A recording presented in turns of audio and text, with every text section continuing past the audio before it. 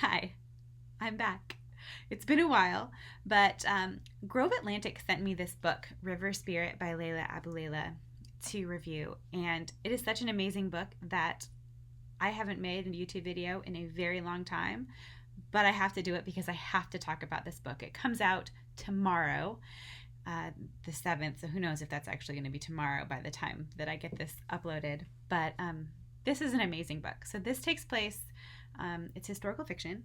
It takes place during a very brief period of time in the late 19th century, late 1800s, in which Sudan was independent. It was not part of the Ottoman or British Empire. It was fully independent. This is takes place during what was known as the Mahdist War.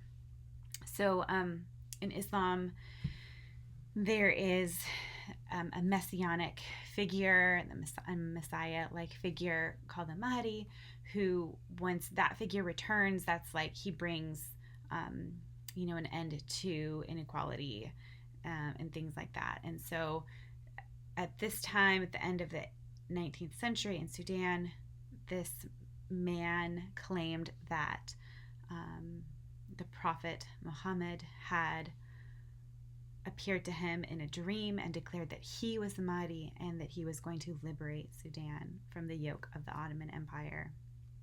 And he was charismatic enough that he was able to gain a lot of followers and actually overthrow the Ottoman Empire and, for a time, the British Empire, which is really, really impressive. And this is the story, this is the backdrop of this story.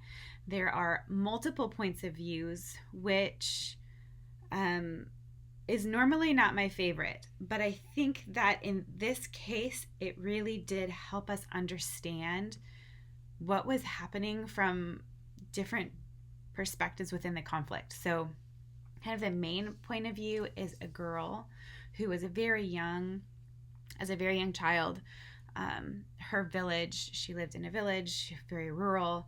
Her village was raided. She was orphaned with her younger brother, and a traitor brought her and her brother back to one of the cities, Al Umayyad, and integrated them into his family in varying ways.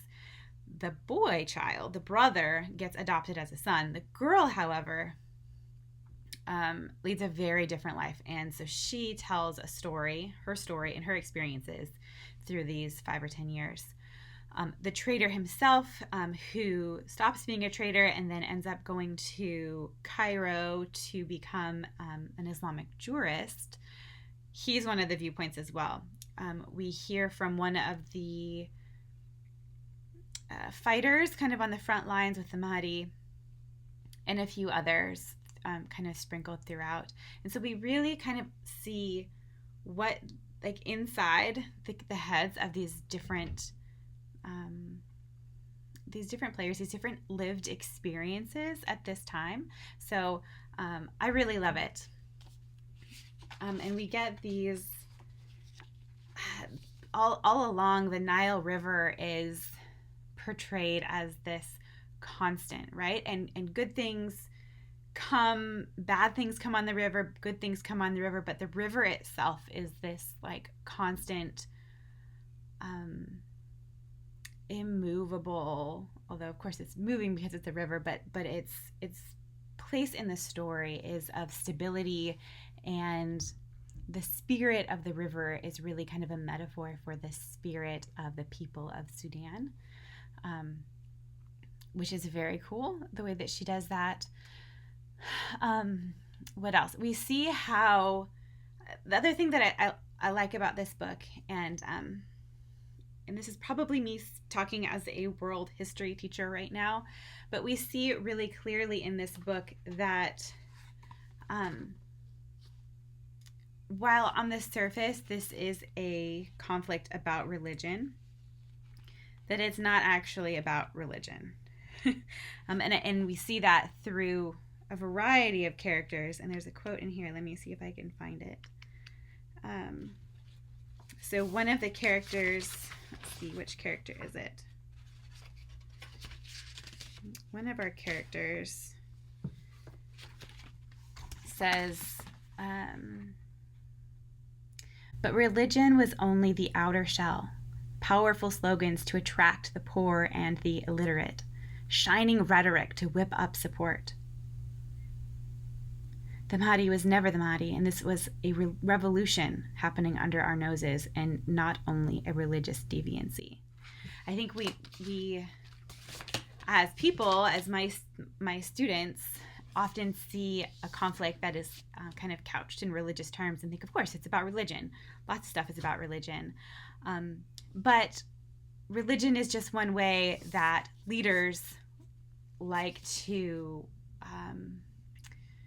use, one way that leaders use to garner support and to increase feelings around a conflict, and we see that really, really clearly here, right? There is a religious aspect, but if you think it's only about the religion, then you are missing something very crucial. And one of the characters makes that mistake, and we can see the consequences for that character. And I think that's really amazing. Other characters really recognize it right away and treat the situation for what it really is, which is a power grab. And they have different experiences of the conflict. So I think this is a really, really good book. I think if you were interested in independence movements, revolutions, world history, if a triumphant moment in Sudan's history is appealing to you, learning about a triumphant moment and not a bleak moment, then this is the book for you.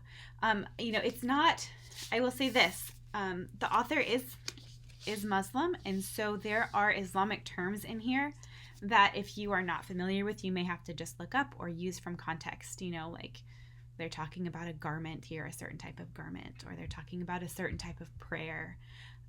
And so I think that reading things like that can be really valuable for us to share in each other's cultures and kind of delight in the wide variety there is in global culture. And I'm really happy that Miss Aboulela was able to share that with us. So if you think this sounds interesting to you, let me know. If you can think of any other books that are like this, also let me know, because I loved it. I thought it was really well done, and I thought the subject matter was so intriguing and worthwhile.